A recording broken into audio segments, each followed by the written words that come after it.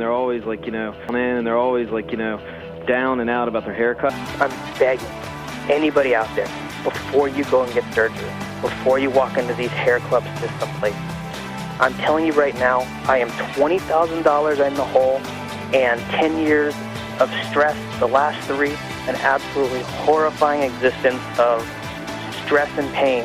And I can promise you, the stress of this hairpiece is 1,000 times more than I would have ever felt if I had just been confident with who I am, dealt with the fact that these are the cards I've been dealt, and deal with them, and just shave my head.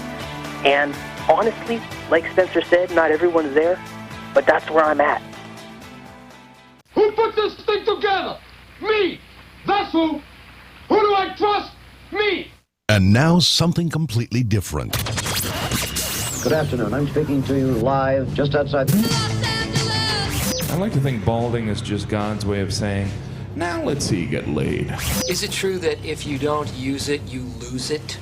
What I'd really like to do is put the greatness of this man in perspective. The hair loss community has a lot to be thankful for, having you as a spokesperson. You mean you just call this guy up? About life and about reality. And now, America's #1 reality radio show for men. Live from Los Angeles, it's Spencer Kobren's The Bald Truth.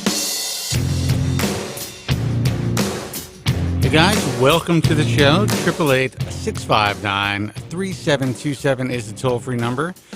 Great to have you guys here on our Friday edition of The Bald Truth. It's an early show, 2 p.m. here on the west coast of the United States, and I guess that is, about 10 o'clock in the UK and other parts of Europe, right? Yep. That is correct. Phone number 888-659-3727. It is, of course, toll-free here in the U.S. We have a local UK line that is 02-03-3724-863. You can try to give us a call on that as well. Remember? That would be 683. 683, yep. Can't see. 683. 0203-3724-683. All right, remember, guys, if you call and it connects for a second and then you're dropped or it says you're going into a box or whatever it is, for some reason that currently is our voice over IP busy signal.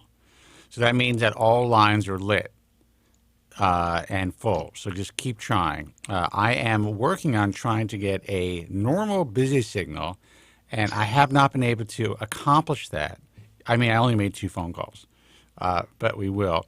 My old producer, who is the founder of the Guys from Queens Network, Andrew Zarian, is nowhere to be found, actually. I mean, he's able to go online and post pictures of flamethrowers and, all kinds of other things, but unable to direct me in some of the technical issues that I am still not completely equipped to deal with myself at this point. But I have to tell you, Zarian, put down the flamethrower, put away the eyebrow trimmers. He doesn't even need eyebrow trimmers. He has to have help him out. He has to have them professionally weed whacked. I gotta say, that guy, if I had his eyebrows, I wouldn't be doing this. I'd be like on the cover of some magazine or something. It's unbelievable. I mean, he is Eyebrows Weekly. He is like eyebrow. I mean, he is like a Armenian version of Colin Farrell. He is. Exactly. Yeah. Phone number is 888-659-3727. We are the Hair Loss Guys. This is the Bald Truth. If you are unaware of who I am, which is shocking to me. No, I'm just kidding. I am the founder of the American Hair Loss Association. I am the author of The Bald Truth and The Truth About Women's Hair Loss, the 2 most read consumer volumes on the subject of the prevention and treatment of hair loss of all time.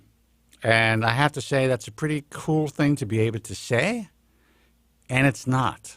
Because when you tell somebody that you wrote a book and you're a best-selling author about on hair loss, it's kind of a bizarre thing. I still have trouble telling people what I do because it's so difficult to explain to them. But we'll get into that in a second. also the founder of the International Alliance of Hair Restoration Surgeons, have been doing this broadcast in one form or another, about 14 and a half years on national radio out of Westwood One Studios here in Los Angeles, started on WABC radio in New York, and then XM satellite radio before they merged with Sirius, and then brought it over to 100% internet broadcasting. As you can see, I have complete control of my system here.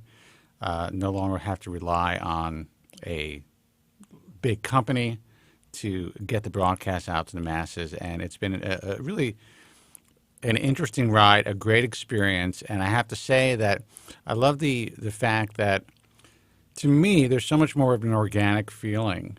Even though obviously it was this weird late night talk show for many years where hair loss sufferers finally had a platform to talk about a subject that society never really allowed them to talk about.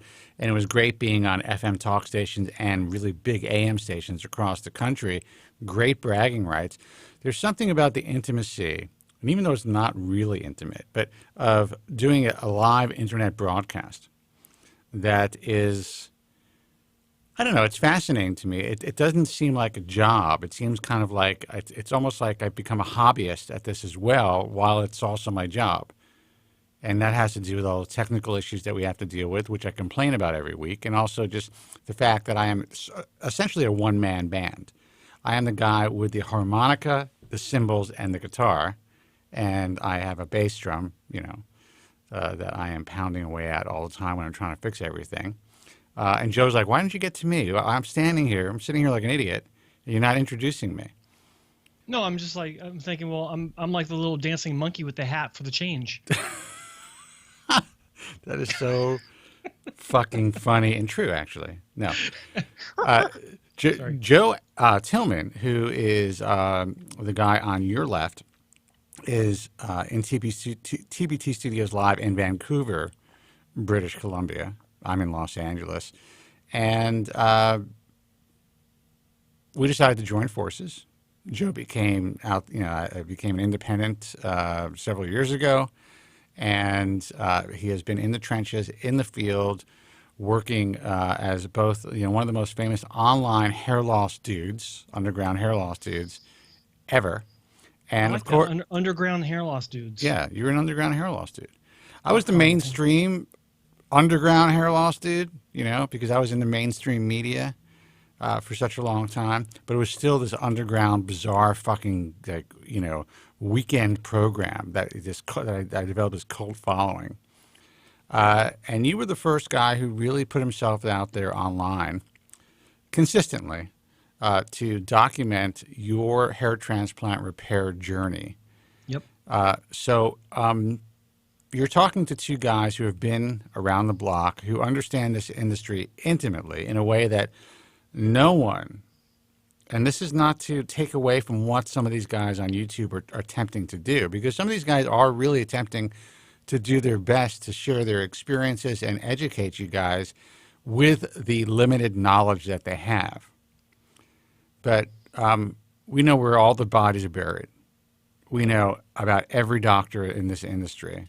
Well, it's getting more difficult to know that, but about most of the names in the industry. And we know the reality of having hair transplant surgery, the entire scope and possible pitfalls of surgical hair restoration, as well as all the bullshit that's out there as far as the lotions and potions and everything that's being sold to the vulnerable consumer. It is more dangerous than it has ever been. With that said, we have a full board this afternoon. Let me give out the phone number again. It's 888-659-3727. Before you grab that phone call, yeah, I'm going to start a new segment for our Friday show. All right. Follicle Friday. It's Follicle Friday. So is this our own Follicle Friday, or is this? Oh no. We're reading the ISHRS's Follicle Friday tweet. Hold on, let me make sure your volume is good. Is my volume good? I think check. I think Okay. it is. I think your chat room could probably tell you, but I think it's pretty. It looks good on the board. But go ahead. Okay. Hair is made from a protein called keratin. which also makes up animal horns, hooves, claws, feathers, beaks, quills on porcupines, and baleen whales. I just want to let you guys know who may not be aware of the ISHRS. I am the founder of the IAHRS, the International Alliance of Hair Restoration Surgeons. The ISHRS is the International Society of Hair Restoration Surgery. They are supposed to be, or the way that they position themselves, the leaders as an educational resource for hair transplant surgeons. And also, they kind of have form this bizarre, almost governmental type of bureaucracy. And now they're trying to get into the educational game because they're really losing relevance, which is unfortunate because they don't have to. But this is what they're paying for. Whoever is dues, all you doctors who are paying the ISHRS dues, all the money that they have in the bank, even though it's a 501c3 non-profit organization, every dollar that is being spent on salaries and on outsourcing this type of social media stuff, sadly is being thrown in the garbage, in my view. You guys throw one hell of a meeting once a year, and you have some pretty good workshops. But as far as connecting with the consumer and truly educating them and keeping them safe, it is, in my view, my opinion, that it appears that whoever is currently trying to make this happen in your organization is demonstrably incapable of the job. Follicle Fridays. Let's take a phone call. And I know they're not happy with me saying that. I don't want this to be an us against them. Our arms are open. We can help you guys. You have over 1,000 members worldwide, plus all the texts and stuff like that. Let us help you. I'll say help like yourselves. This. I think that the ISHRS is a fantastic organization. It's out there, for what they've been able to accomplish with bringing physicians together. Yes. With educating, so many doctors in the field with basic knowledge. That's great. But they've lost their way. The ISHRS does not even know what they are. Are they an educational society? Are they a governing society? Are they a sanctioning society? Are they validation for quality? They don't know. That's interesting that you say that. I was I had spoken to a physician today who let me know, and I'm sure he's fine with me sharing this because I'm not going to mention any names, let me know that the ISHRS did not allow a board-certified plastic surgeon, a surgeon who's also certified in facial, plastic, and reconstructive surgery, and who also happens to be a board-certified ENT with 9 years of total surgical residency into the ISHRS. He was not good enough, apparently, to become a member of an organization who has mostly non-surgeons as members. People have no surgical qualifications. And here's the problem with that. I know nothing about this case, but the requirements for entry into the ISHRS are very simple. You have to be a current member of the American Board of Hair Restoration Surgery and or have attended at least 2 previous meetings, ISHRS sanctioned meetings, and then you have to have a letter of recommendation from a current member and then a letter of recommendation from a doctor in any discipline in any region. Right. It doesn't matter, outside the ISHRS or outside of hair restoration. So for them to say that we denied entry to someone that is very accomplished in the surgical field, based on what you just said, tells me straight up that it's a political move to keep this guy out. It is a fear move. It is basically they do not want the board certified plastic surgeons to enter this realm because they know on paper, if this guy takes hair transplantation seriously, that he wins. Yeah, he makes everyone else irrelevant. He makes the non-plastic surgeon in the consumer's mind. A plastic surgeon will always win. Now, sadly, that is not the case. In most cases, the plastic surgeons who have gotten involved in hair transplant surgery just buy a machine and add it onto their menu. Yeah, and that's how it's being marketed to them. But this particular doctor actually wants to, and he's pretty good, I have to say, and he's very involved with the surgery, but he wants to learn and be a part of these societies. And to deny that, now it's different if I can't bring him on, if he doesn't have the 500 cases or whatever. And that's why we have, we're advancing what we're doing. And if you take a look at the IHRS, you can see some of the changes that we've made, and that's IHRS.org. But we want surgeons who are going to get their hands on these devices to be educated. We don't want them to go in as dummies and just rely on the device maker to send in technicians who they can't even fully comprehend whether or not these technicians know what they're doing. Right. They have to be able to make that assessment, that judgment call. Even if they are using technicians or PAs to help them or to perform the surgery, they have to know what to do in order to keep the consumer safe. In my view, for the ISHRS not to allow that to happen is doing the consumer and their organization a tremendous disservice. And all I can say is shame on you. Shame on you for not allowing this guy to get the education that he needs to help consumers. Yeah. Yeah, it's unfucking believable to me. To even, I mean, was he bragging about this? Was he like, just so you know? Oh, no. This guy, he was actually, this is a guy who is, all I can say is he wants good for the field. He was actually, he couldn't believe that this doctor told him this, and he was he said essentially how sad it was that this is happening. And this is why we're doing what we're doing in this next year. The ISHRS, you guys have the right of first refusal. The ABHRS, you guys could work with us. But to me, if you're not with the consumer, then you're against us. And it shouldn't be that way. Let's change that. Anyone who's listening, Ricardo Mejia, whoever is listening right now, let's help these guys learn how to do this right, because they're going to do it anyway, and they're going to fuck people up if there's no training for these guys. Agreed. And you're worried about competition? You guys are going to be irrelevant anyway. And the sad part is you're going to become irrelevant, and consumers are going to be harmed.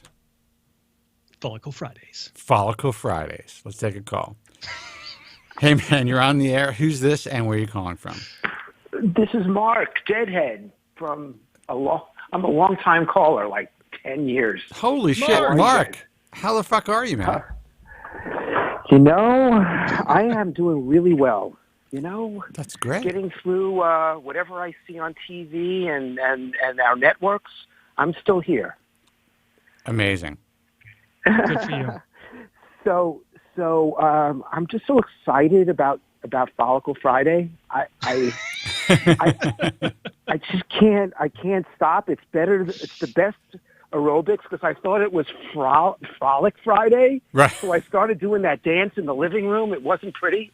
Friday Follies. Yeah. Then, yes, and now that I found it's Follicle Friday, it's even better. Yeah, it's absolutely. So I figured I'd call. I appreciate that. So what else? So what's happening with you, man? I'm having such a good hair day, and no one cares. Except for you. But I know. I do. It's a personal choice. It's 10 years now since I've had my surgery, and it's really just great. It's just there's not a day that goes by that I don't think about it, and I certainly did a lot of research, including with you, Spencer, and with Joe, and it's really been pretty cool. That's great. So we all know, that it just makes a difference, for not everybody, but it's certainly for me. But the last time I called, and it was a long time ago, I was kind of frantic because I stopped taking finasteride about 5 years ago. Right. And just like one day, 4 or 5 months into it, I looked in the mirror and went, uh-oh. And it was just it was a mistake. It was certainly a mistake. I hate to say it, but it always seems to be that way for, especially the guys who weren't really suffering with side effects, but started to read about it and feared them, and they were doing well. Yeah. And they were like, you know what, I don't want this to happen to me. I'm going to get off this drug. I haven't spoken to one guy who hasn't regretted it. Yeah. So I have to say, so now it's I guess maybe it's 4 years later. It's been pretty good. I've actually upped up my dose. One of the reasons why I got off it was financial. I didn't want to pay for a Proscar. It was just a lot of money. It's hundreds of dollars for my plan, whatever it was. And then I started taking a full dose, the 5 milligrams of a generic brand called Teva, Teva. Yeah, I mean Teva is a good. It's a good generic brand out of Israel. One of the better ones. It's kosher. Yeah, so it's good. Yeah, it is. Yeah, and I can't tell for sure, if you compare that to Proscar, which one would be better or whatever. But I'm glad for just a few dollars a month, it was really nothing. And I've been pleased, for doing that for a couple of years. But now I just had my refill actually a couple of days ago. And they switched that shit on you. No, I always check to make sure it was Teva. Okay. But this time, it was Proscar. They gave me 90 pills of Proscar, really for $80, which I thought was a pretty good bargain because I think I met my deductible. Okay. I think that's why. So my question now is, let me just actually, in parentheses, say that I have a very good friend that works for one of the major drug companies who actually has told me that some of these generic drugs, he said Teva's the best out of it. There's a quality control problem, and that's why your doctor is saying stick with Proscar, because a lot of these generic drugs really don't have the quality control that that Merck or some of the others will have. Right. So, well, my doctor doesn't say if you're saying me. My doctor has never said to stick with Proscar. I have said I am not switching ever. Yeah, right. As long as Merck continues to manufacture this drug, and God please, Merck, if you're listening, continue to manufacture this drug, I will never. I could be on the balls of my ass. I could be living in a studio fucking apartment, driving some Japanese 20-year-old Japanese piece of shit car, just to afford my fucking pills. Right. That's it. Right. I got you. Right. No, and I completely understand that. I would kick the wife out of the house, whatever it is. There's nothing that's coming between me and my Proscar. Okay. I just thought I'm sorry if I went on a rant. I just need to get that out. No. Listen. It makes sense. Yeah, I think you might have the street cred for saying it, and I understand. Right. So here's a question. The only reason why I didn't cut the Tevas in half is that I just wanted the big parachute. I just want to make sure it's freaking working. You know what I mean? And apparently it has. Do I actually take a full Proscar for 90 days, or mix it up, or cut the Proscar in half, because this could be I'm back to the Grand Kahuna. Well, let me ask you a question. So were you taking 1 milligram of Teva finasteride every day? 5. 5. No, 5. So you were taking 5 a day. Okay. Yes. Missing 2 days a week. Missing, Yeah. If I were you, and again, I'm not a physician, I would stick to your same regimen. What's the reason to cut in half? I mean, it's not as though. I mean, I guess your reasoning is,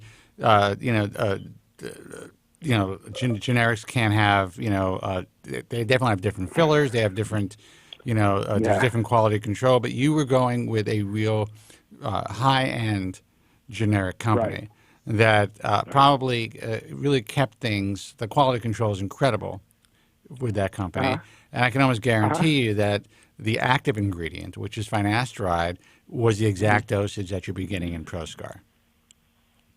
So I wouldn't fuck with it. Yeah, okay. I agree. So here's what I think I'm going to. I appreciate. So here's what I think I'm going to do. I'm thinking out loud as this conversation's going. I think because I take it. Let's say I take it 5 days a week. I'm going to go 1 or 2 days a week. I might mix it up. It'll probably be the same, but I'm not going to do Proscar for 90 days and then go back to Tiva for the next 8 months. I think I'm just going to. You know what I'm saying? I'm thinking like it's gonna. Well, why didn't you just ask them? Why didn't you just ask them to give you the Tiva? I don't know. I got excited when I saw it. I said, "Oh, it's Proscar. Oh, great!"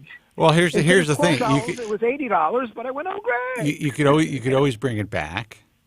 I guess. And say, "Hey, look, I've been taking Tiva, and I feel more comfortable continuing on. I'm doing well with it, and you can get a little bit of a refund, and this way you don't have to think about it." Yeah, maybe. Yeah, that's an idea too. I hadn't considered that. So that actually makes sense. And with Tiva, I'd feel better knowing that it's probably close to being just as good or close enough to being just as good. Yeah. As long as you're going to be getting that consistently, then I really don't see a reason to switch, especially if it's been serving you well for the past few years. Right, because after all, it's hormones, and I just don't want to say your body has this homeostasis.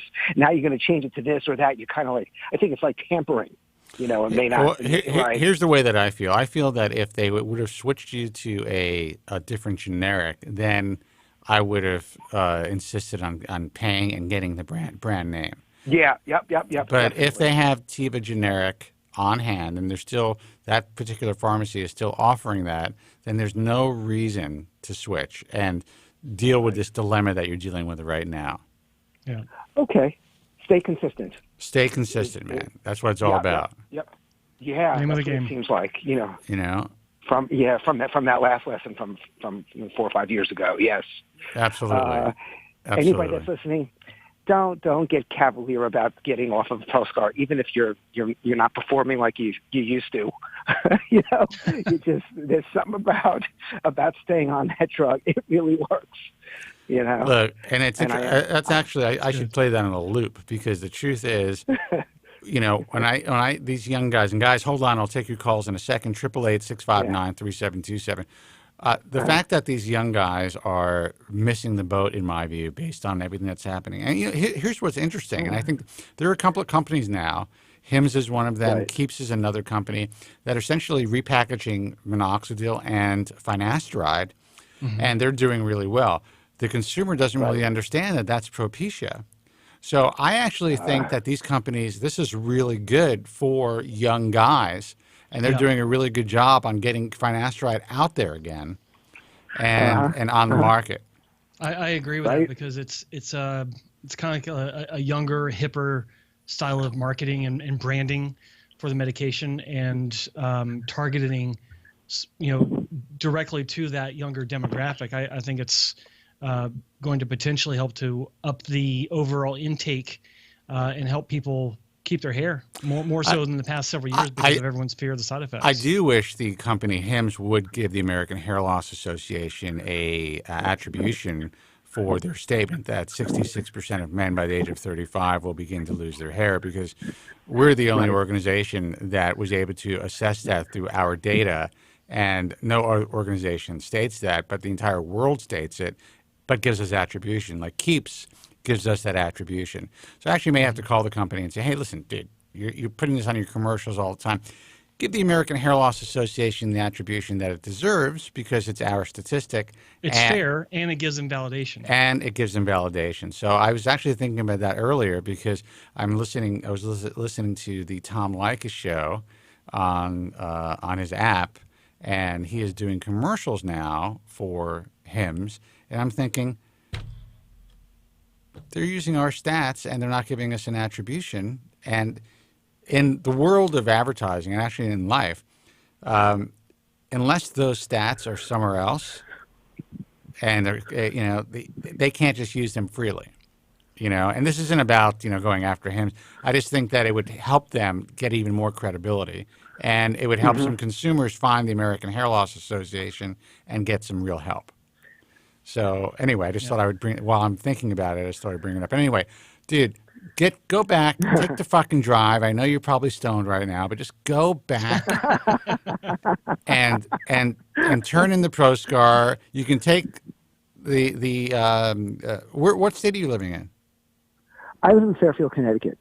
Okay, so yeah, I mean, if you have a medical marijuana license, that's a pain in the ass in Connecticut. But you can walk in and you can use that savings, and you can buy yourself a couple of what do they call them?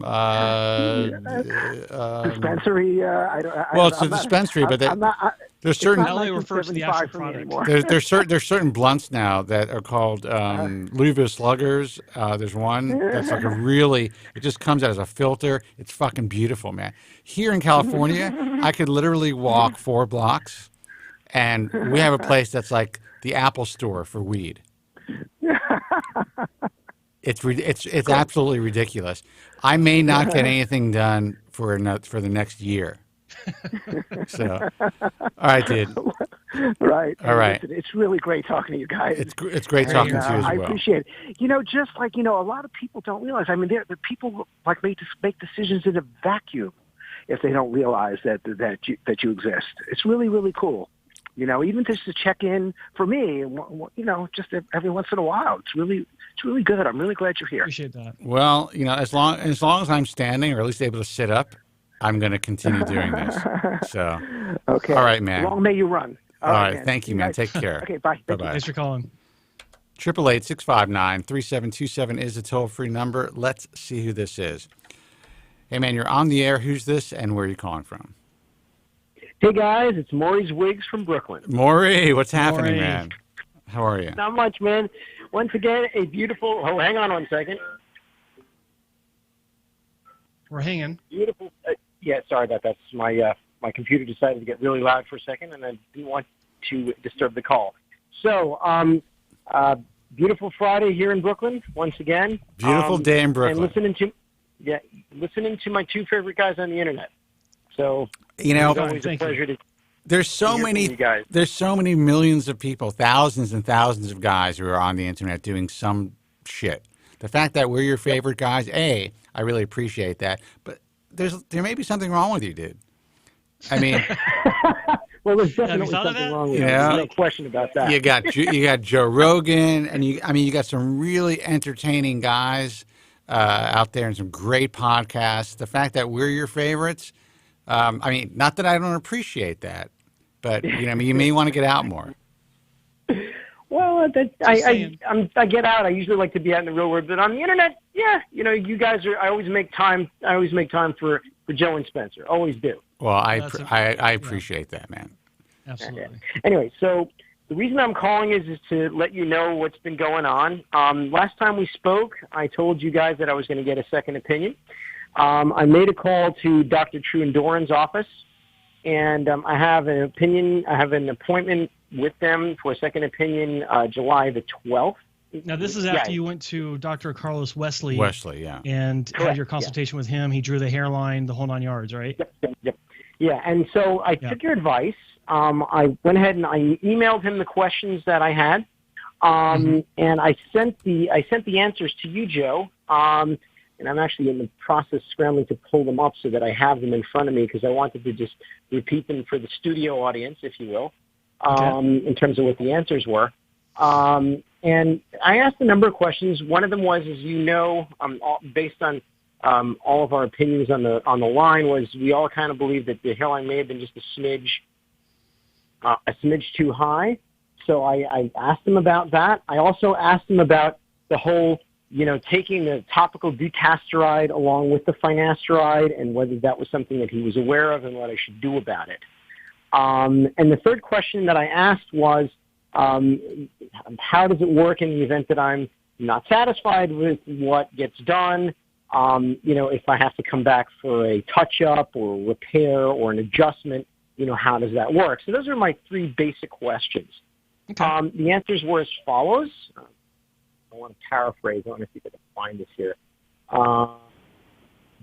Just give me a second here. Here we go. Carlos Wesley, right. Follow-up questions. Here we go. So take your time, dude. His answer how long were you on hold? Yeah, I know, but I don't want to keep your I want to keep your audience entertained. I'd like to anyway. Okay, I'm just giving you a hard time. I'm just giving you a hard time. Go ahead. Okay, cool. So the first question was, should I discontinue oral finasteride? And his answer was, I would recommend you continue oral finasteride for at least another 3 months. Although the use of the topical dutasteride does theoretically allow you to discontinue oral finasteride, it takes a bit longer to see the benefit from topical versus oral. Thus, overlapping for 3+ months minimizes any risk of losing the benefit that you've been having with oral. That said, many of our patients have had success doing just that, swapping the topical for oral over time. So I thought that was something interesting that I might want to share with you guys. Thoughts? My thought is, why would you get off the oral finasteride? I mean, did you say you were having side effects? No. The thing was that when I went to the initial consult, we talked about some of the topical products that he had, and I wanted to try it, basically. Right. Why? And why? Well, for a couple of reasons. One is because I like to experiment. One very simple reason. 2 is that you guys looked at my picture. I don't have a lot to start with to begin with, and I figured, you know what the hell? Oh, actually, that's right. Now that I remember, you got. Yeah. You got nothing to lose. So I'm just kidding. There you go. I'm just kidding. Exactly. Yeah. Actually, you'd be surprised that even that little amount of hair that you have that's still growing, and your donor area could absolutely be affected by not using finasteride. By not using it. Yeah. So my idea here is, and my thought process is, you're dealing with mostly donor, is what you have left. Yeah. And you want to keep that in the best possible shape that you can. You want to make sure that that continues to be as, unaffected by DHT as possible. That's the reason why Joe, who looks like he has a full head of hair now after 9 hair transplants, continues to use the medication. Because what are you going to do? You're going to spread that shit all over the side of your head? Right. You take the pill, and your donor continues to grow. And if you're going to be moving hair from your donor, which is probably, as you age, is going to get more fragile and possibly miniaturize, you want those grafts to continue to grow. So I'm not a doctor, but as someone who's been doing this for a long time, it only makes sense that if you're not having adverse side effects from the drug, to continue taking the oral finasteride so that your donor benefits. I see. It makes sense what you're saying. Again, I like to experiment. I figured, let me try the topical in addition to the stuff. And when you guys brought it up, say, hey, did I have any side effects before? Not really, nothing of tremendous note. Right. But I figured, hey, why not? Let's see what happens. Maybe I might get more back. I don't know. Here's what I remember is like you were asking about this because the question was, did he realize that did he remember when he wrote the script for topical dutasteride that you're taking oral finasteride? And the question was, did he intend for you to take both at the same time or to transition? Correct. So that's why you're asking that question. And I think that now that we have the full picture, and Spencer has qualified this with a couple more questions, I think that, the old adage of if it ain't broke, don't fix it applies. You're not having any issues. You're having benefits from finasteride. So I would even go so far as to say, why change anything? I think that if you're to transition over time with an overlap, I think that while that could reduce the chance of any sort of downsides, side effects, some sort of effluvium, I think that no one can say for sure if that would be the case. True. In fact, I guarantee you no one can say for sure with any sort of authority because it's all guesswork. So that's another problem with that kind of development. I think the second issue is if you're going to add topical dutasteride or anything to your regimen on top of in addition to topical or to oral finasteride, you can't ever get off of that, because if you stop one of them, then you risk some sort of effluvium or some other issue that you don't want to deal with. So I hear you. Just don't introduce anything new to begin with at all. Just stay the course, and I think that's your safest bet. But I will tell you, Mory always sounds disappointed, I think, when you don't allow him to experiment. Yeah. You know. Well, you know, life is an adventure. It is an adventure, you know. But I have to say that the one thing you don't want to experiment is with whatever remaining hair you have. Especially, some adventures are fun, some aren't so fun, and the ones that aren't so fun are almost always associated. Where if you have adventures with hair, it's almost always associated as bad. Yeah, and you don't want an adventure with your hair. Yeah, and you know, my whole thing is if you're going to take the time to have these consultations, potentially invest in having a hair transplant, you need every hair on your head. I agree with that. 100%. You want to save everything you have, and if it's not affecting your dick, then my advice is, you know, again, I'm not a doctor, so talk to your doctor about it, but to stick with it. Yeah. So anyway, that was the first answer. The second answer was around the hairline design, which we talked about being high or low. His answer was, of course, the pattern draw is my best suggestion based on the donor recipient ratio that you have, as well as scalp contour, and the way I believe it would most effectively frame your face. I always sit down with patients on the morning of the surgery and go over the pattern again in detail. So he didn't say that he wouldn't change it, but he said that he's going to defer that until I actually commit, is what it sounds like. Well, and that makes sense, and I think that it's also worth noting that, you know, with the given number of grafts that he was estimating, that if he were to alter the shape of the hairline, i.e. lower the hairline or to give a little bit more temple closure, then that's that much hair that can't be used for the back.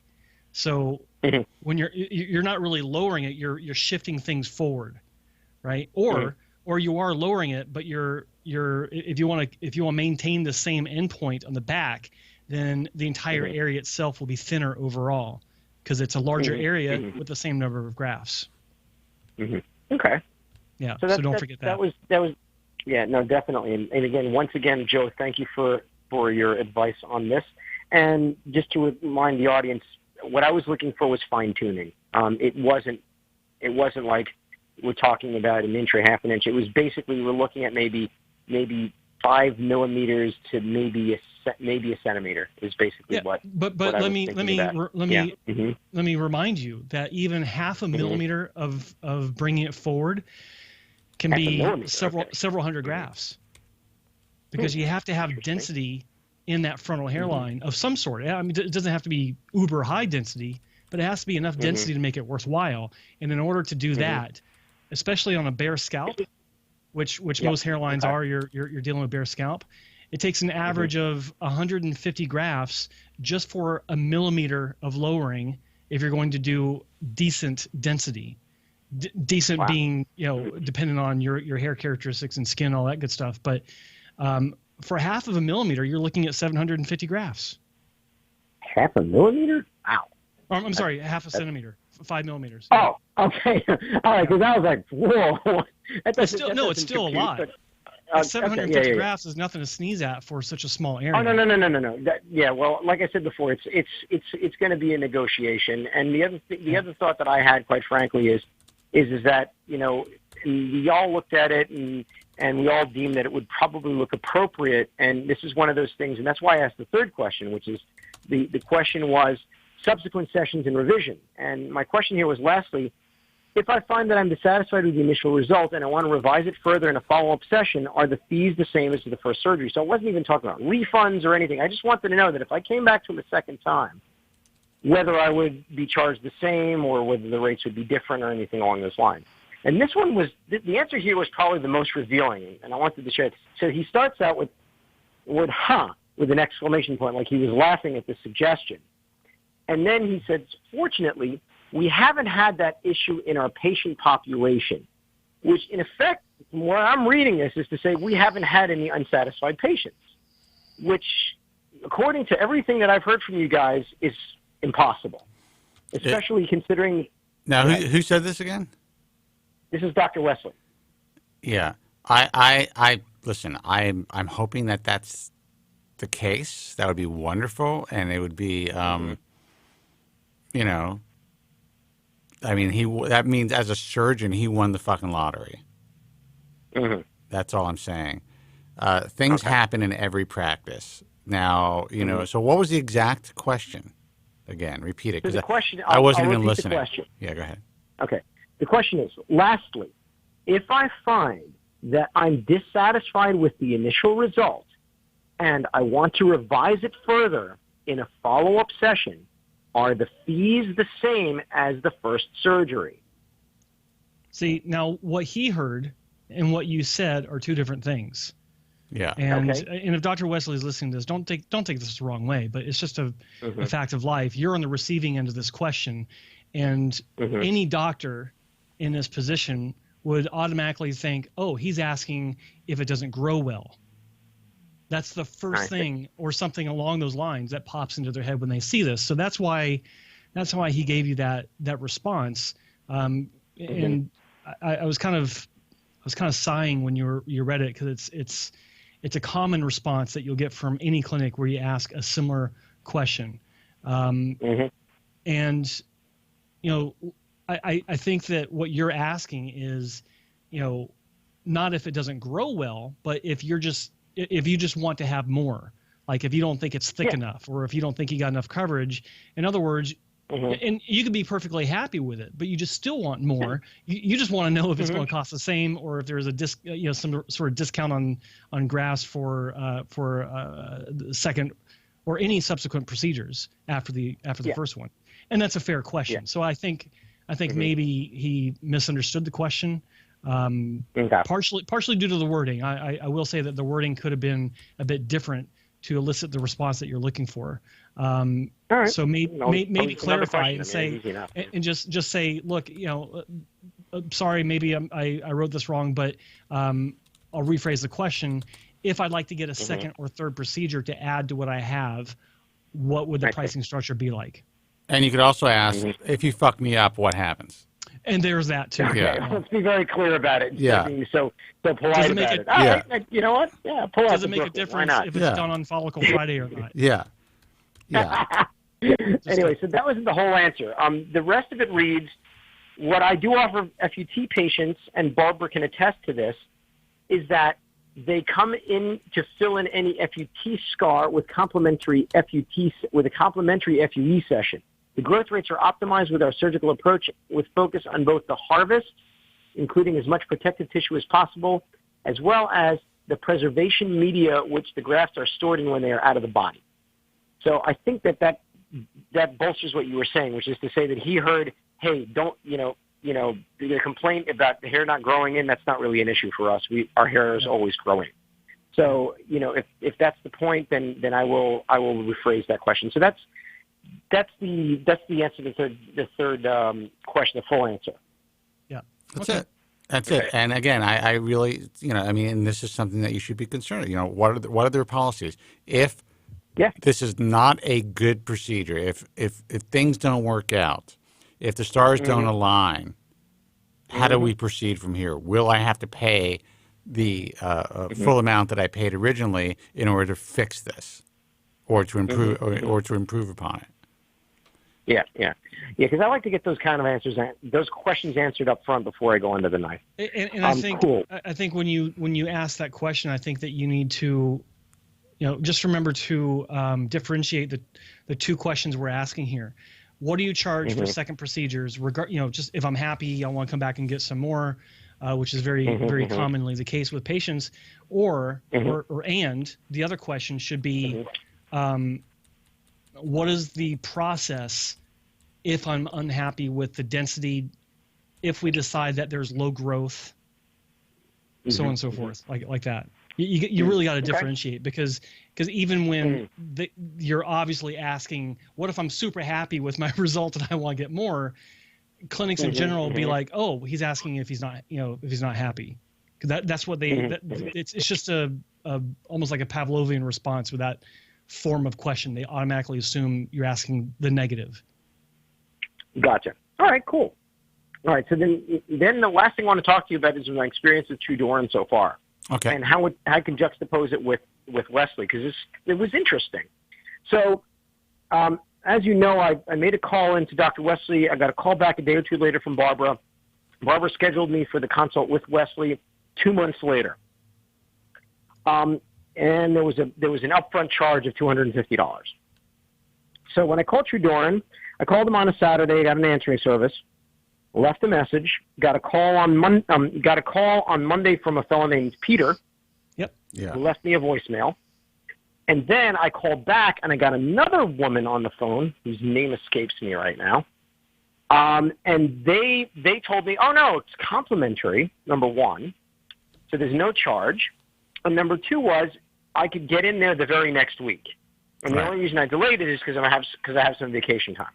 Okay. So I thought that was really interesting. I get the feeling that True Dorin has a much larger staff, obviously 2 different people. There's a complimentary consult, which I have the suspicion is probably not with either doctor. That was my first question. Is it mentioned that it'll be with Peter, or will it be? And I know who Peter is. I've met him. Or will it be with Dr. True or Dr. Dorin? That's the question I was going to ask first. And I want to give my opinion on something, and it is a lot of the IHRS members are in the complimentary consultation business, and a lot of doctors in this field, because it was essentially commoditized by companies like Bosley. Yeah. And a lot of cosmetic surgeons in general are doing complimentary consultations. I can tell you this: if you went to see an ENT or heart surgeon or anybody else, that doctor visit is something that you're going to have to pay for.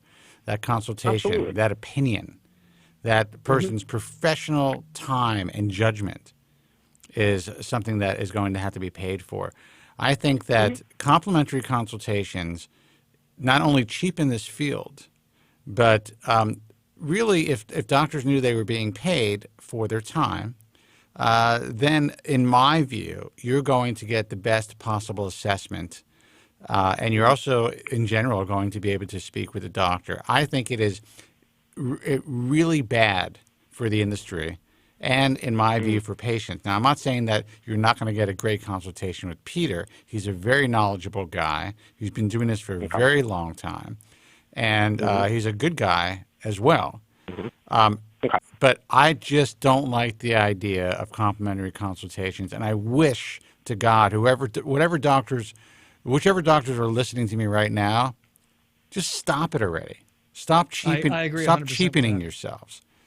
You're professionals.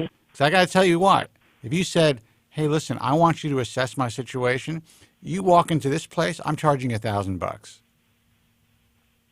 That's it. Not saying that's what people should charge, but And let me ask you, Mory, having paid $250 to have a consultation with Dr. Wesley, what was your impressions of the quality of the consultation as far as getting your money's worth?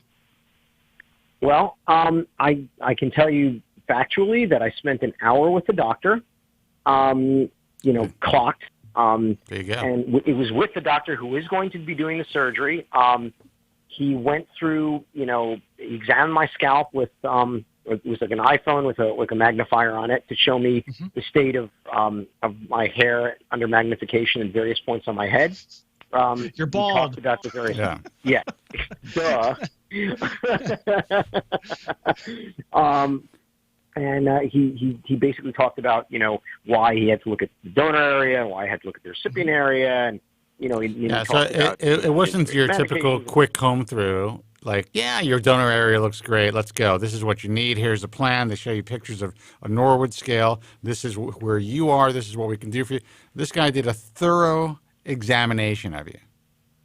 He spent 1 hour with me. Yeah. Absolutely. Yeah. And now I don't know what doctors, the True Dorin office is going to do, but I plan on reporting back to tell you, and see how it compares. Now, I want to make it clear, the experience that you have at True Dorin, even if it's just with a consultant initially and then a quick visit from the doctor, it doesn't mean that if you decide to go with them that you would have a poor outcome, obviously. Of course not. But I just wish that these guys would listen to me, and eventually I think they will.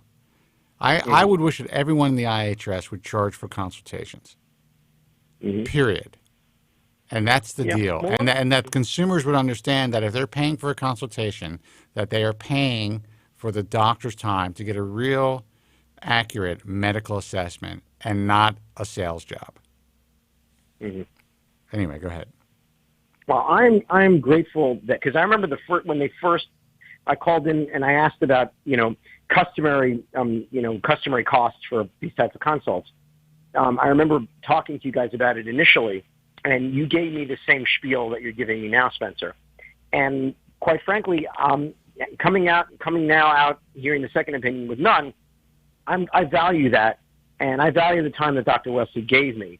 And to be honest, right now, it's making me a little bit leery about True Dorin, because it in the scale of true professional virtuoso on the one end and hair mill on the other, True Dorin, in my own estimation, is falling a little bit toward the other side of the scale.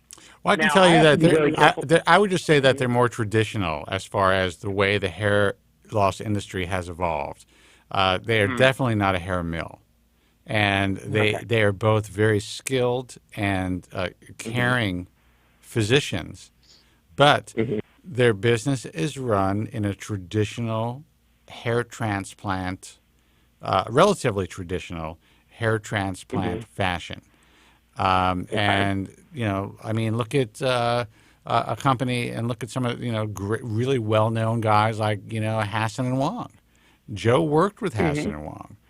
You're dealing with patient educators or consultants for consultations. When you're doing online consultations, those online consultations are not coming back from physicians in many cases. They're coming back from consultants. That is the way the industry is run. This is the way they're taught to run their business, and it is a business.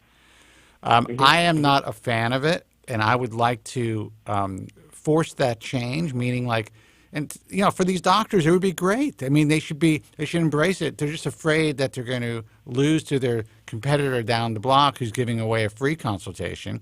And I see guys online, especially young guys, who get pissed when someone charges for a consultation, say these doctors are greedy. You guys are fucking idiots who are posting that online. Because if you listen to what Mory just said, he valued that. That 250 was the best 250. Well, maybe not the best 250 you ever spent, but it was a worthwhile 250. And the good news is, if you decide to go to this doctor, that's going to be absorbed into the price of the surgery anyway. Maybe. Usually it is. That's a different point altogether. Some clinics do, some clinics don't, but yeah. Possibly, I should say. That's unimportant. For me, it's money spent. I mean, I have spent, in my life, I've spent a lot more for a whole lot less. Okay? And I know that you have too, Spencer, because you talked about strip joints the other night. So, oh my God! I went out drinking the other night when I fell on my arm, and that bill was probably. And this is the sad thing is I have to say probably, and I have to look at my credit card statement. It was probably a $600 bill. There you go. Which is fucking ridiculous. That's free consultation. Yeah. And that was just to strictly eat really fattening food and destroy my liver with Japanese whiskey. There you go. Was not a positive thing. Go ahead. Yeah. So, like I said, Wesley's a pro. Pros need to be paid for their time. I get it. Anyway, so that's that's really it. The only thing that I have to watch out now is the sunk cost fallacy. The idea that because I've paid Wesley $250 that somehow his result is that I've invested $250 in that result. And this is something which the sunk cost fallacy is something that human beings engage in a lot. Absolutely. Where they'll throw good money after bad. So I'm just taking it for what it is. I took it. I got an hour's worth of the doctor's time. I got information. I bought that information for $250. That's it. And you know what? That's actually very. That was a very well said. First of all, it's very smart. Most people don't think that way, and you're right. That sunk cost fallacy is. It's very real. There's such a psychological drive to chase that money that was already spent, as opposed to, like you said, just using it. Say, look, this is what it cost me to get this information, and that's great. I hope young guys are listening. From the position that if you can't afford the consultation in the first place, how are you going to afford the surgery? It's an investment. Look, I've heard the argument. Well, there's so much free information on the web. Yeah, but it doesn't apply to you. It's general information. Absolutely. You're More paying importantly, for it's free information. personalized, professional, expert evaluation of your case that you can't get by reading online. Look, I just paid a specialist. I had to see a physician. I just paid a specialist who does not take. I have an incredible insurance. Health insurance. It's a PPO swing plan with an HMO in case there's something catastrophic happening. So I can go out of network. It costs me basically nothing. I have a low deductible. Obviously, I pay a lot of money for it, but I've had it for many, many years. This guy has opted out of all insurance plans. And there are, a lot of the real specialists out there are doing that. And I'm not going to get into the politics of it, but that's the reality. So he spent about an hour and 10 minutes with me. And it cost me $500. Now, I could obviously submit that to my insurance company, but that would basically just take care of my deductible, whatever it is. I wouldn't have cared if it was $1,000 because what he was able to give me was tremendous peace of mind. And this guy is a real expert at what he does. And there was no rush because he knew that, that hour was cut out of his schedule because he was getting paid cash for that hour of his time. And that was incredibly valuable. I mean, I am in a much better mood today because I was able to see this person. And it's nothing, I'm a little bit, hypochondriacal, so there's nothing, thank God, going on. But it did something for me that I would say is incredibly invaluable, just like you said, paying for that time, knowing the information.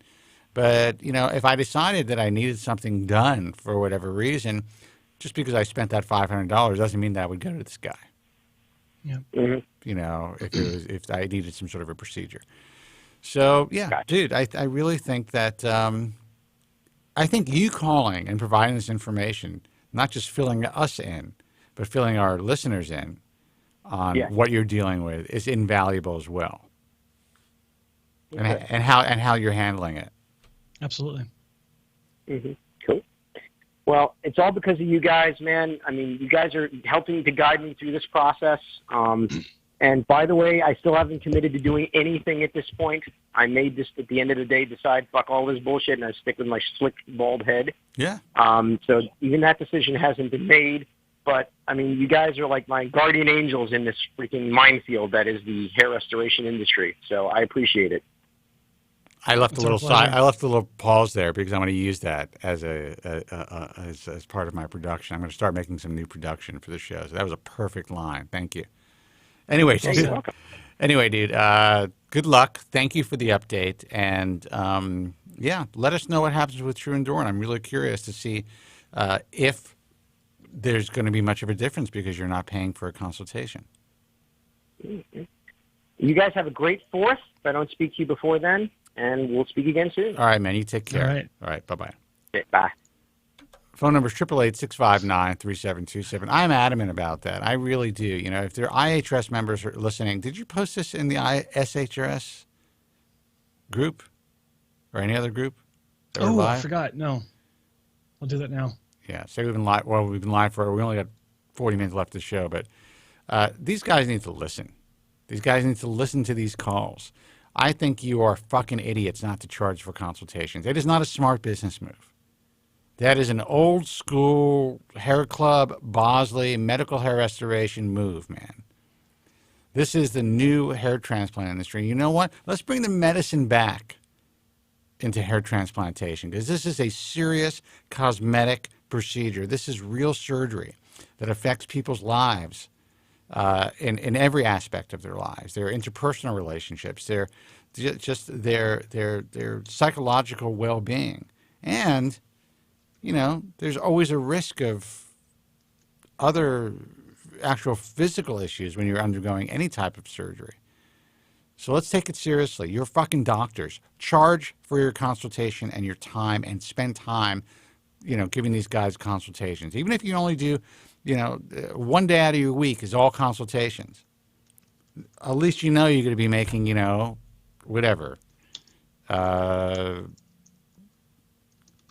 $500. Make 10 grand in that day, just for doing consultations. Spend an hour, do a 10-hour day. It's well worth your time. And you know what? Patients are going to appreciate it. Let's get the medicine back into this field. 888-659-3727.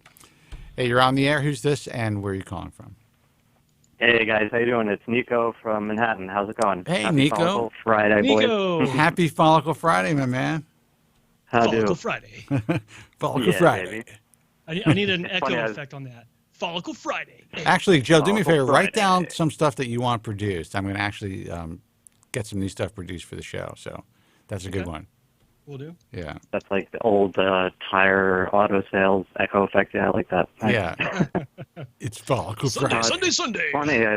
It's funny. I was actually going to jump into a couple questions, but interestingly, based on the last phone call, just to follow up on what you guys were just talking about with Mory, was I had surgery with Dr. Dorin, and my experience was pretty, I don't know, I would say it's a little different in the sense of the consultation piece was met with Peter for maybe 10 minutes, and Dr. Dorin came in and saw me for a free consultation for about 40 minutes plus, and all follow-ups, he saw me for about an hour each time. Well, so you know what? Then he's a real my other bullshit. He's a real fucking professional, and he's willing to do it for free.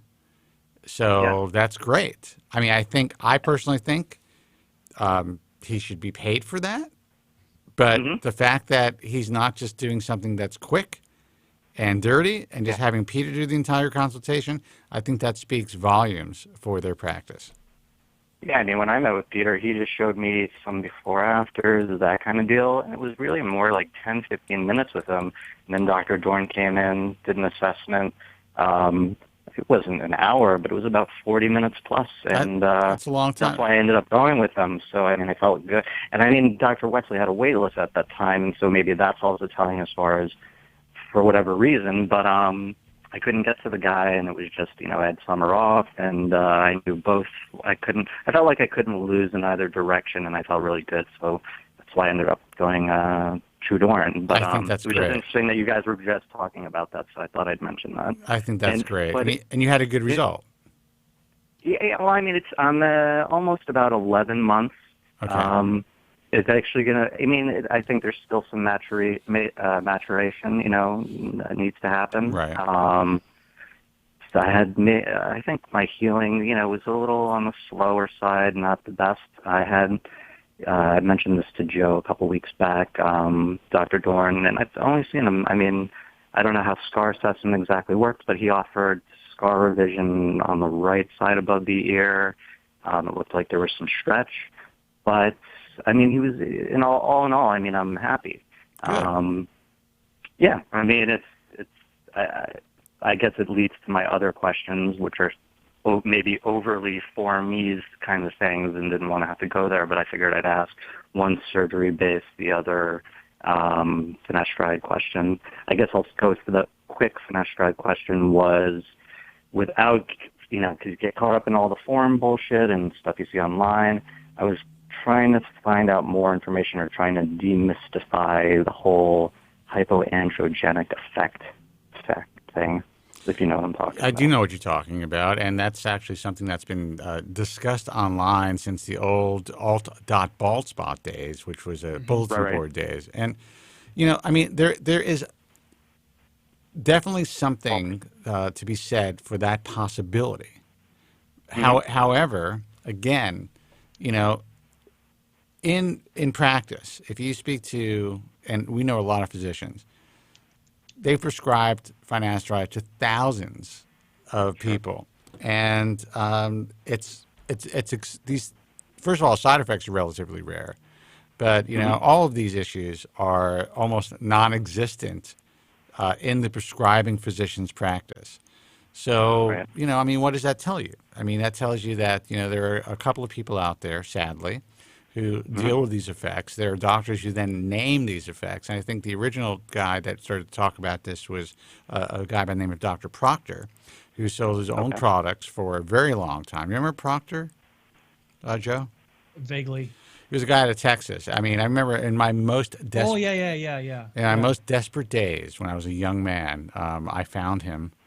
I did not find him online. I actually found him in a local ad, I think, in New York. He was taking out ads.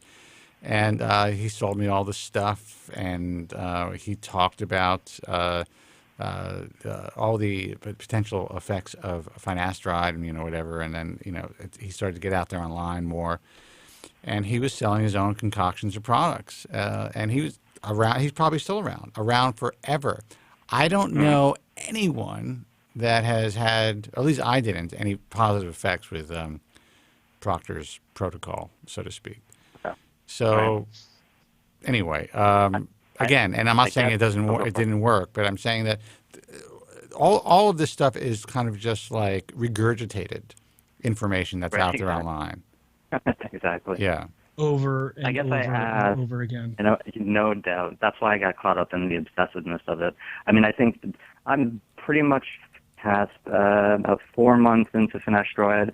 Finasteride went into a shed. And so since I had some loss in, behind where I had my hairline done, in random spots, in the humps, I wasn't sure if that was the shed, if it was fluvium, all the sort of bullshit that can come along with all of what happens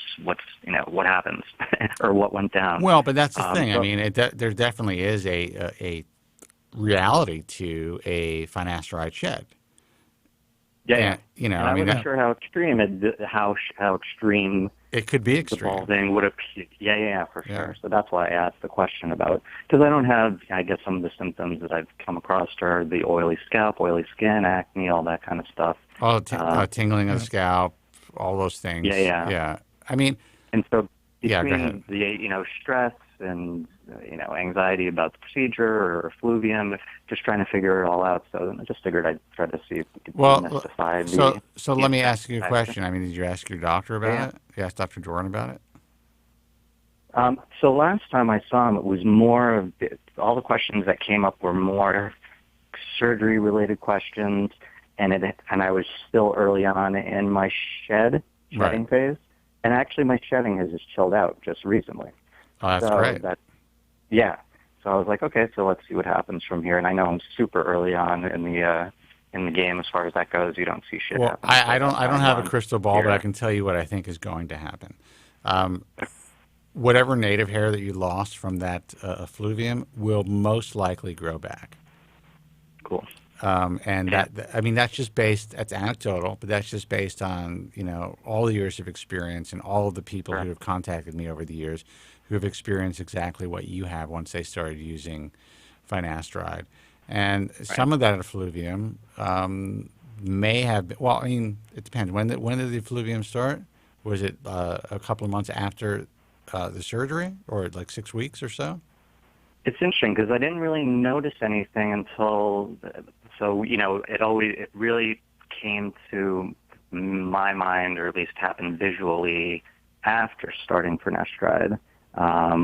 Probably pretty early on in. I mean, everything it looked awful wet, so I know that's a separate issue altogether, but I noticed increased loss in the front, and then on my sides, on my left side, it just felt like the hair was just much thinner, shorter, and then spots in the humps seemed like they just weren't there. I don't know. I know that's a little all over the place, but I don't know if that answered your question. At this point, I forgot my question. But when did you notice the effluvium? It's the Propecia. It's really fucked up my brain over the years. But just kidding. I think that there's probably a combination of factors that obviously happened. You probably had some telogen effluvium from surgery. From the surgery, and then you got on finasteride. I mean, the drug. That's what it does. It blocks an enzyme that fucks with your hormones. Period. Right. That's so it could be. I was a guy who, when I got on it, I must have caught my hair like right at the cusp of an anagen phase. So I got really rapid results. I mean, within 3 months, I saw a significant difference.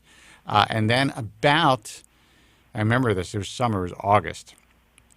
I was doing this. I was actually up in the Bronx when I saw this happening, and I was doing this other business. But I started to shed. Like, it was like this ridiculous, crazy shit. I'm like, this shit stopped working, man. I was freaking out.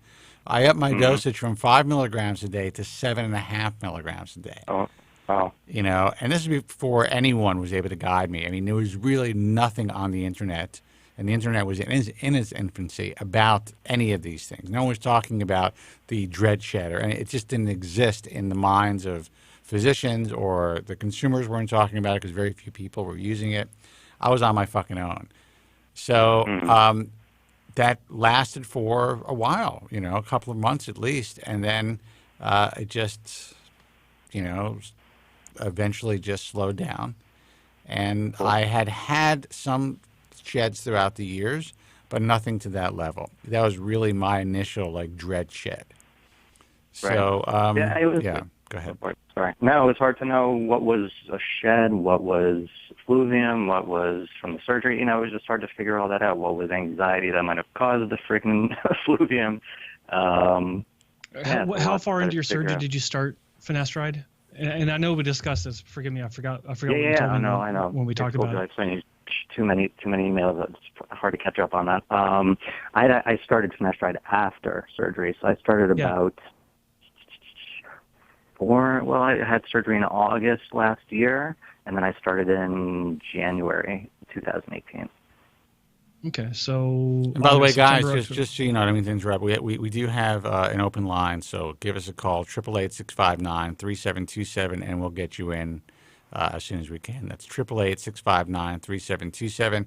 I am here as long as the calls continue to come in, because it is almost happy hour. Go ahead. I was going to say that you basically started it right at the tail end of when any effluvium you had from your surgery should have either resolved itself or greatly resolved itself. So you potentially delayed that effect by starting the finasteride around that time. And so I think that it makes sense that you're having. I hate using this phrase because it's thrown around way too often, but a delayed effect or delayed growth, delayed final result, if you will, from this from the timing. And we talked about your result as it is, where your initial question to me was, is this everything I'm going to get? And what's the quality of this result? And after I explained to you your situation, you understood a lot more. And I think it's important for people to know, and I've said this on the show and different videos and stuff I've made, but you never want to start finasteride or any medication right after you've had surgery. It's like if the perfect way to do it, or the ideal way to do it, is to start a year before. At least, so you can see what you've gained from the medication, and then you can determine. Not only can you determine if surgery is the right cause for right move for you, but it also will influence the number of grafts that are needed, which could potentially save you a few $1,000 in the long run as well. Because if you have a solid response from the medication, and you have a consultation before and then after, in many cases I've seen the estimate can go from 2,000 grafts less than initially thought to you're no longer a candidate because you got too much hair. Wow. And all points in between. So, I mean, going back in the past in a time machine, you would have done it differently now, but it is what it is. So I think you still got time to see more improvements. Oh, absolutely. And by the way, to our friend in the chat room who mentioned my eye twitch or tics, that you had the same tick as eye twitch as Spencer from finasteride. I have a movement disorder, kind of like Tourette's. It's very relatively slight. I've had it since childhood. So thanks for pointing that out, motherfucker. I'm just kidding. Go ahead. Hate these motherfuckers. No, I'm just kidding. And so I think what's interesting is before I do anything else, Dr. Dorin offered free scar repair. It's interesting because since I've seen him, and the 2 times since I've seen him, I've healed even better. And it seems late, but I'm almost 11 months out. But things, even in the donor, are looking even better. But that's beside the fact. I was going to say that I'm waiting to see how Propecia, I'm going to give it some time. I was just worried a little bit when I saw a hypoandrogenic effect on the web, blah, blah, blah. But interestingly, based on the last call, I was going to say I'm going to be seeing Dr. Wesley in a couple of weeks, going in fresh, just to get a separate call, different assessment, hopefully just to see. Really happy to throw down the consultation fee just to see what's up and to see get some perspective there as well. So, I think that's a great idea, and it is important to get perspective and just to allay your fears and to get another expert's opinion. Like I said, I went to this physician, and yeah. By the way, since you're talking about my tics, and I love you too, man, Fred. It was a neurologist that I had to see, and it is because I have these issues, and I was essentially born with them. But getting this assessment was incredible money. It was just money well spent for me. It allayed a lot of the issues that I thought that may have been happening, which can progress with age, with what I deal with. And it was just, it was great, This guy was a doctor's doctor, man, and he handled things well. And that's why I really want to put the medicine back into this industry. And listen, I think it's great that Dr. Dorin or Dr. True, and that they're willing to provide that same type of service and support for free, which is that's incredible. I think that's terrific. I just don't think that they have to, and I think that they are. They're rare in the way that they're handling it, because most of the people who are offering free consultations, or a lot of them, you're just having a consultation with the consultant, and the doctor comes in for a brief 5-minute period. Oh, yeah, no. He saw me much longer than that, way longer. Kudos to him. That's great, and I admire that. I guess I'm wondering, when I see Dr. Wesley, I didn't know what I should, if I should go in fresh or just even and say nothing and see what he assesses, or should I just say I had one previous surgery and see what he thinks? I guess we'll see. But because I know sometimes you say when you go kind of shop around, not that you just go in fresh and not say shit. But I guess I should at least give some history, obviously. I mean, he'll notice what he sees, obviously, and he's gonna he can. But you can just walk in there and just talk to him, and then let him say, okay, when did you have your hair transplant or whatever, and let him ask you the questions. You don't have to give too much information if you think it's going to somehow taint or influence the consultation. Right. I guess while I have you guys, I really appreciate your time. That's why, man, you guys are the best. I was wondering how much, I know I definitely see an improvement from Propecia. I know it's been about 3-4 months, in the sense of while I dealt with the effluvium stuff, I've noticed some crown growth for sure. They're very little, but I see it darkening, thickening at least. I don't think it's just in my head. I see it live. And I think even since pictures I've sent Joe. But I was wondering, back of the crown, back of the head type of action, I'm wondering how much of an effect finasteride has in that area, so to speak. I know Joe, in his videos, I think that might be one of his weaker spots. I think he's mentioned that he had maybe about 1,000 or 1,200 in that area, grafts placed. I don't even remember, but I think, well, finasteride for the crown is supposed to work better than anywhere else in the scalp, Right. in general. But I think that, well, like in my own case, I mean, when I first started it 16 years ago, no, wait. Yeah, 16 years ago, almost 17 years ago, after 9 months of taking a quarter tablet Monday, Wednesday, Fridays, which is the way Dr. Wong prescribed it, still does to this day, my crown did improve. It was the bottom half of my crown where I still had a lot of miniaturized hairs. That did improve to the point that I noticed it. No, Okay. I wasn't really paying attention to it, but Dr. Wong, I went in for my 9-month follow-up, and that was one of the first things he noticed when we walked in. He's like, "Your crown's looking stronger."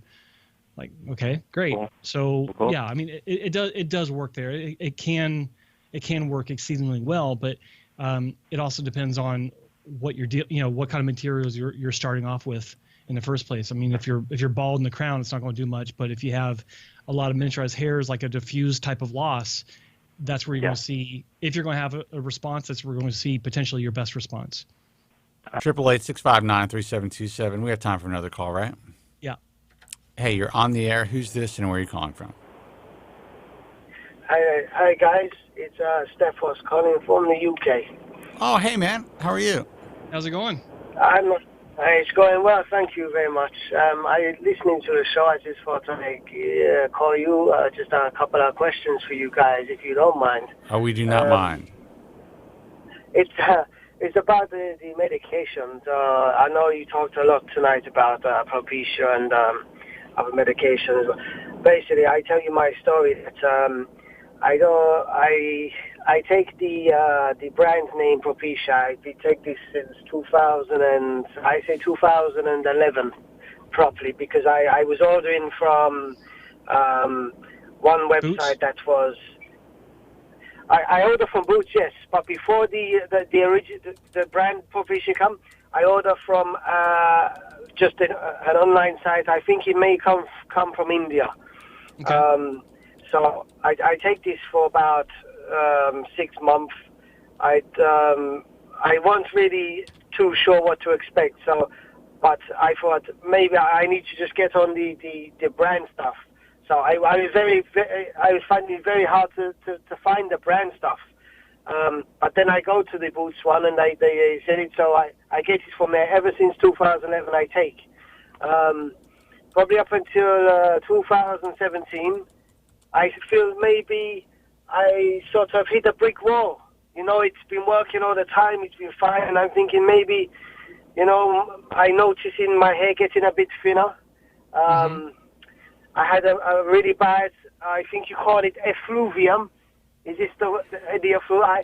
I have so much shedding coming out because I was stressed one day.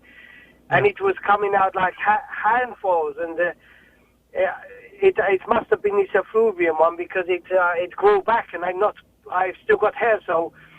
Yeah, you went through what's called a telogen effluvium.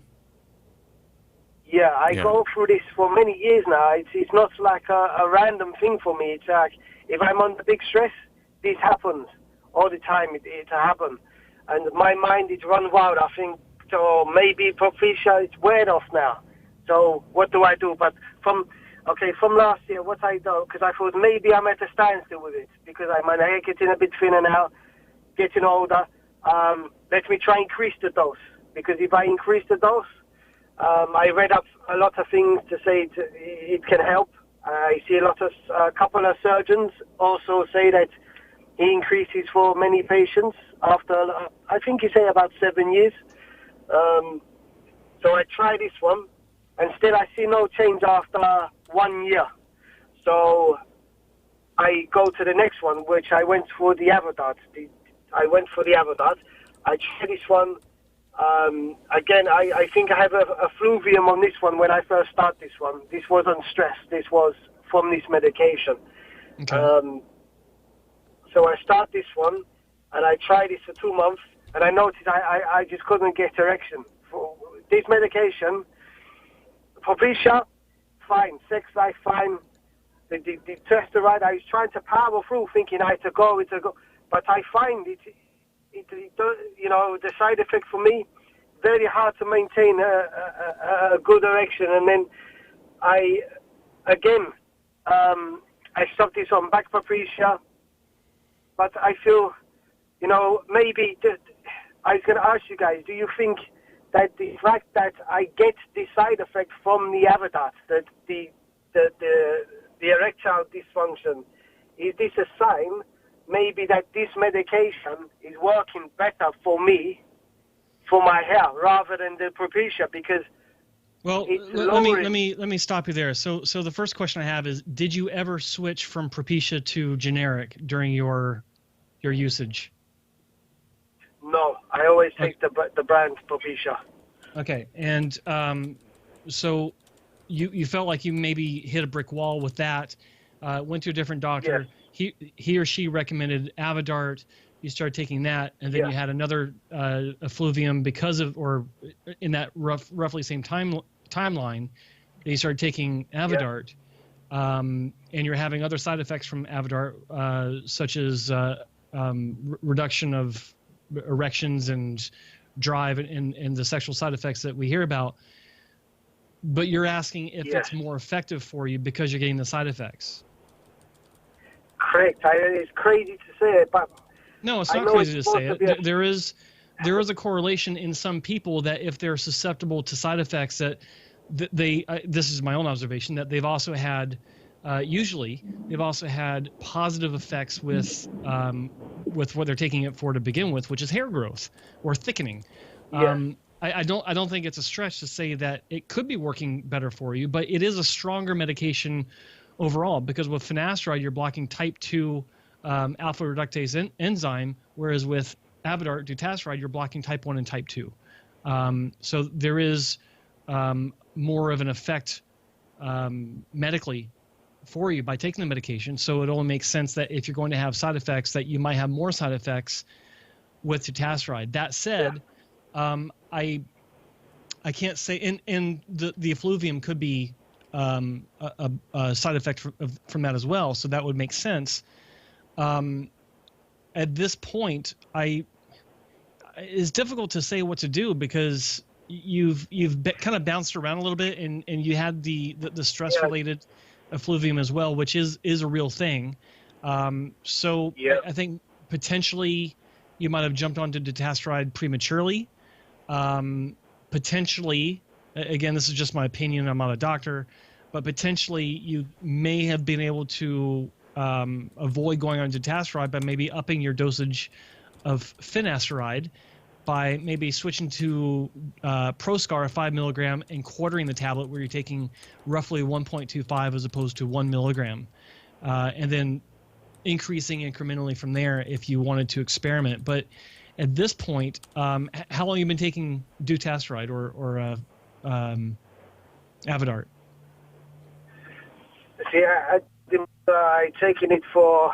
I've been back on it for 3 months now. Back on it. So you stopped for how long? I stopped it in, what are we in, June? I think about April I stopped it. All right, I have a question for you. So what about your sexual function now? Is it back to normal? Yeah, as soon as I stop this, everything goes back. It's fine. It's really good. I find only Propecia, my sex drive, it's like a young man. It's so high. Yeah, I take the dutasteride, and it goes so low. So I maybe think maybe this dutasteride, stay on this one because it's working. It's doing its job. Well, here's the thing, though. I mean, everyone, there's a school of thought that DHT has a lot to do with your sex life and your sex drive in general, and that by lowering DHT or suppressing it by blocking the 5-alpha reductase enzyme, either type 1 or type 2, that's why people have sexual side effects.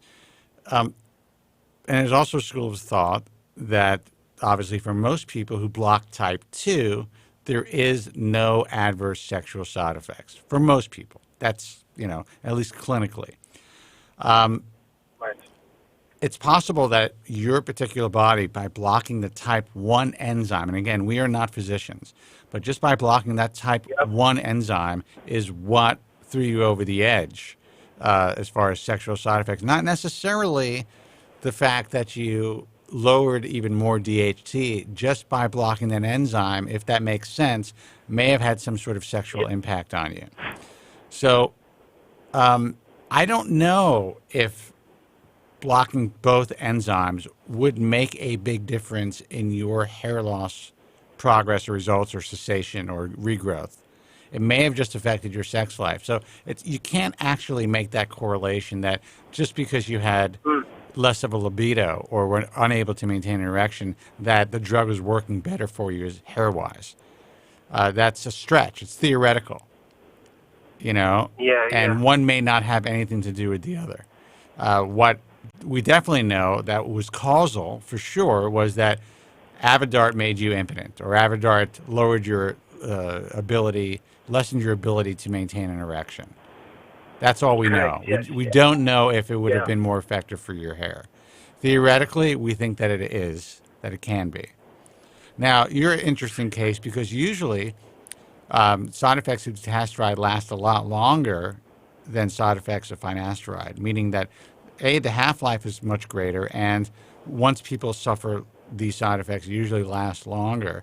You were very lucky that you got off the drug, and then you bounce right back.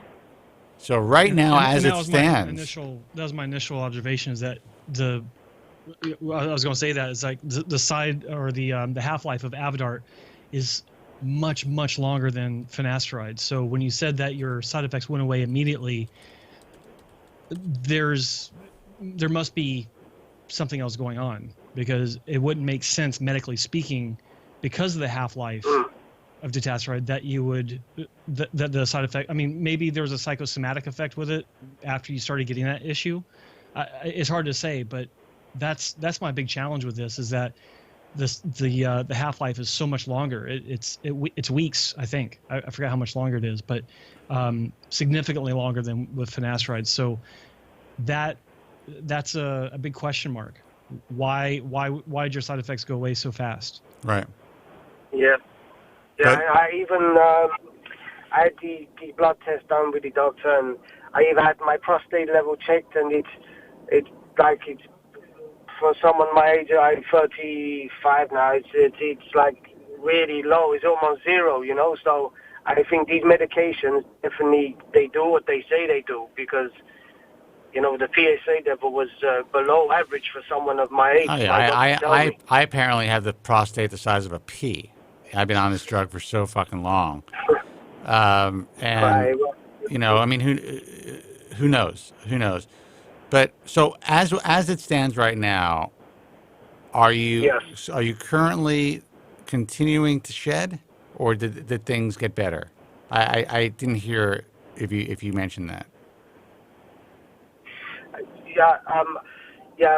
There were some days I was shedding well over 200 hairs a day. Now it's back to kind of normal. I probably shed around 20, maybe 30 a day. Oh, that's great. I consider it's perfectly normal, I find, because I've always been this way. So, the shedding, they definitely stopped. What I was going to ask you guys as well, you touched on the enzymes. Is it the type 2, is that the hair loss enzyme one, this one? Well, the type 2 is what Propecia is the only thing that Propecia blocks. So by blocking type 2, if you're taking a 1 milligram dose, you could have approximately 65% of your DHT levels drop, or it will drop about 65%. So, which is significant, and in many cases is enough to really help with hair loss cessation and even regrowth. If you take a 5 milligram dose, it's going to be even more of a percentage of a drop. But according to studies, it's not dose dependent. I don't personally believe that, but I'm not a doctor. So I think that, for those who seem who believe that finasteride has is not as effective as it once was for them. I have known people who have upped their dosage and they've done well. Now I know that I remember this is a long call, but you did mention that you tried that as well. But as of now, as we stand right now, you're not shedding, right? You're not going through a shed right now. You're able to fuck right now, which is great. And you know, so what is your concern as of today? I just in dilemma now whether to go. You know, I think Joe was saying about as well. I think maybe that I jumped on the Avodart far too soon. I think maybe I should have sort of introduced it slowly and maybe try 1-2 times a week like this instead of, you know, straight ditching the Propecia. It's got to be I think you should have. I think you should have delayed even getting on it at all, and maybe experimented with upping your dosage of finasteride. I think that would have been, hindsight. I mean, it is what it is. You've done what you've done, but you know, if you could go back, I would have told you to just start upping your dosage. Oh, definitely. Is there a big difference between if with the up the dose of the Propecia? Because from what I read and things, they say there's not much difference between taking like the 1 mil and the 2 mil. You got to sort of increase like Spencer say to like the 5 mil. Is that something you know? Well, there's conflicting information out there. Most people say that it's not, or most studies say that it's not dose dependent, but then you have people out there talking about microdosing, that even 1/4 of a milligram is just as strong as 1 milligram. There's a lot of varying information. In my experience, having dealt with thousands of patients, my opinion is that it is dose dependent, because I've seen far too many people that have increased their dosage and had a different, better result for that not to be the case. And Spencer has a similar view on it. I do. All right, man. Well, listen.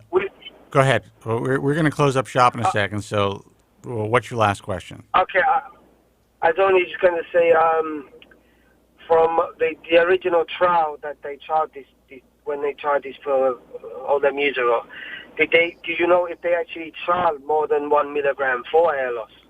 Yeah, they first of all understand that all of these trials there's several trials, and essentially what they provide the FDA with in order to get approved is the best two, and then it goes down to the best one. So yes, they definitely did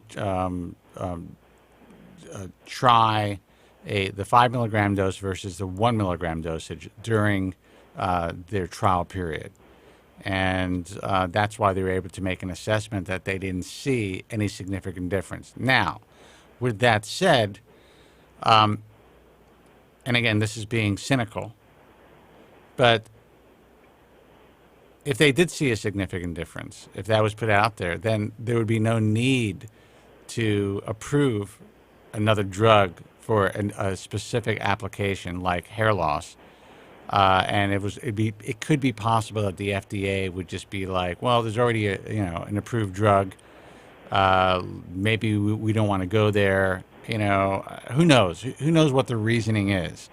But I absolutely believe that it is dose dependent. And I don't know if that made any sense to you, Joe, what I just said, but it did. Yeah, but close enough. Yeah, I'm with you guys as well. I think it's totally dose dependent. I honestly believe that as well. I'd have to say. Yeah. Well, and again, I'm not a doctor, and I could be wrong about everything I just said, but I will tell you that I have known many people who have either upped their dose or lowered their dose, and they've had effects. And usually the ones who lowered their dose were fucked up. Yeah. So. I believe that. I can believe you guys. Listen, guys. Thank you for talking to me. I'll let you get on. You're going to go out on the beer now? Yes, absolutely. It's time. Good, man. All right. Well, listen, good luck. Good luck. Thank you so much for listening and for calling. Thank you, guys. All right. And I like your page. I subscribe. And have a good evening, guys. Thanks. And also, if you can, subscribe. Go to thebaldtruth.com and subscribe to, just put your email in there. Subscribe to The Bald Truth as well. It definitely helps the show. Absolutely. Yeah, okay, I do this. No problem, guys. Thank All right. you. Take care. Bye-bye. Bye. Bye-bye. Bye-bye. All right, let's call it a day, man. That's it. Yeah. Good show. Good Friday. Yeah. Good Friday. It's Good Friday. Websites. HairTransplantMentor.com, Joe Tillman's personal webpage. Check it out, his entire site. Great information. Learn the history of Joe. TM. .com. Yeah. The American Hair Loss Association, AmericanHairLoss.org. The International Alliance of Hair Restoration Surgeons. If you're considering surgical hair restoration, hair transplant surgery, do me a favor. Do yourself a favor. It took us a very long time to put these guys together. The organization was founded about 18 years ago, and there was a reason for it, to separate the guys who were doing things the correct way from the guys who weren't. Now, that job is getting more difficult as this industry evolves.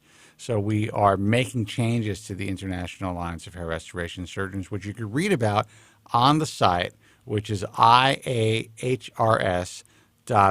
But remember, it is just a good starting point to start your research. But at the very least, it narrows down all the bullshit that you see out there and gives you a really good base to start doing your own due diligence. BaldTruthTalk.com is our message forum. You can check it out. If you want to interact with other hair loss sufferers, if you're a hair transplant patient who wants to share their images, people really appreciate that.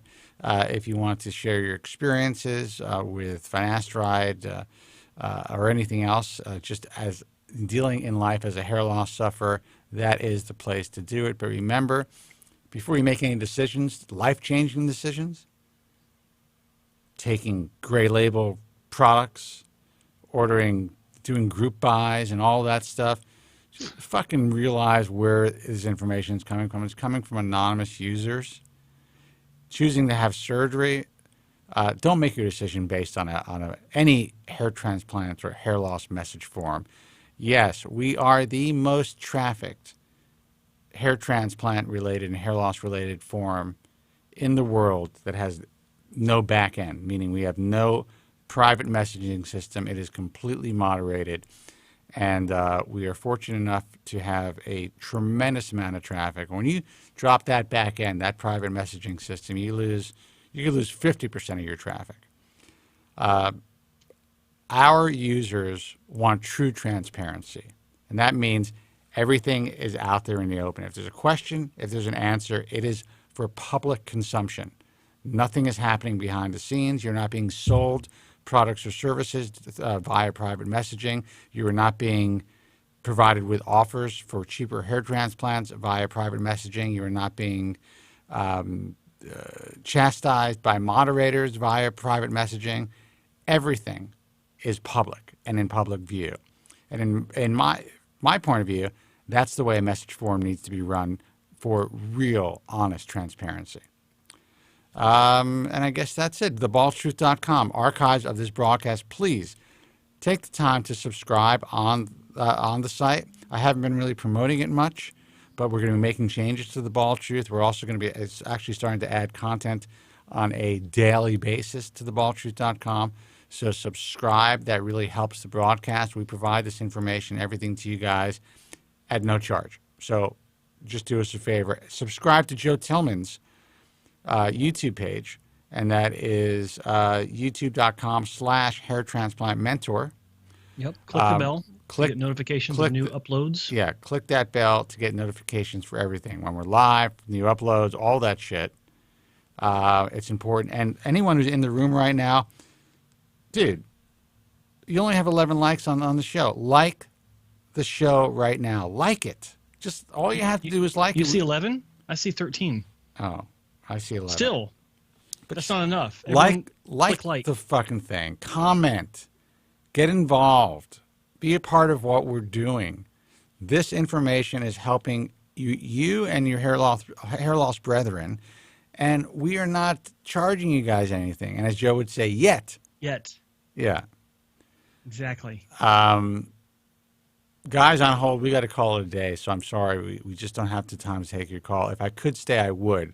I'm not just going out to get beers. I actually have an appointment. So, as do I. Until next time, be strong, God bless, and thank you guys so much for listening. We will see you soon. Thank you very much. I'm sorry for any inconvenience you may have been put to prior to the programme, and I'm glad you enjoyed it. And if you could now leave by the exits at the rear, that'd be splendid. Thank you. Good night. I always hear a lot of guys calling in, and they're always like, down and out about their haircuts. Sure. I lost my hair when I was 16 to 17 years old. That's heavy. Oh, man, I'm sorry to hear that. No, it's all good, man. And the funny thing is that I've learned to overcome it. And I've had a much, I'm much more empowered to be myself now. Well, I admire that.